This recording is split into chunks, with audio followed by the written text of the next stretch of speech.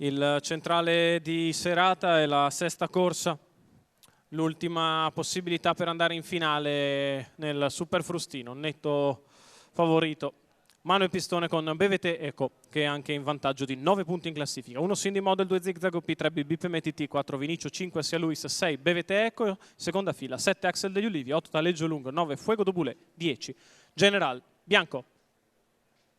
E la macchina stacca con Assia Luis, velocissima al dare al comando.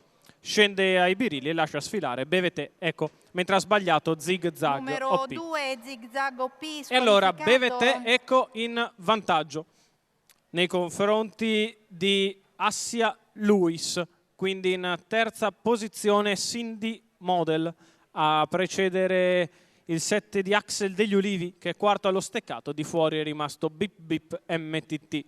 14,4 per i primi 200 metri di corsa. Andiamo a scorgere anche la sagoma di General Bianco, il controfavorito, che è in terza pariglia esterna. Precede solamente Taleggio Lung e Fuego do Boulet. C'è stato un 29,7 come primo quarto e il battistrada continua ad andare in maniera tranquilla. I 600 in 46,1. BVT Eco in vantaggio. Nella sua scia Assia Luis, la mossa in terza ruota da parte di General Bianco, che smuove le acque sulla frazione lenta, va a portarsi a diretto contatto del battistrada. 1,1 la metà gara, con BVT Eco e General Bianco che iniziano il dibattito. Assia Luis che li segue da vicino. BB MTT sempre in pariglia avanti a Vinicio, il chilometro in 1,15,5 con una frazione in 14,5.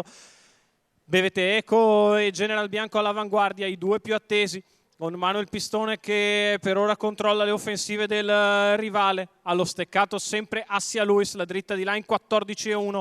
Prova a tornare General Bianco all'attacco di BVT Eco, che però sembra viaggiare facile a 300 metri dalla conclusione. Assia Luis sempre lì in agguato, secondo allo steccato, gli altri che fanno fatica. La piegata passata in 14,7. BVT Eco in vantaggio, via i tappi per scappare in retta d'arrivo. BVT in vantaggio, lo scatto di Cindy Model. General Bianco sul passo, BVT in vantaggio, sta un po' calando, arriva Cindy Model che va su BVT, sul palo, è strettissima con BVT Eco che forse si è salvato da Cindy Model, ma bisogna andare a rivedere.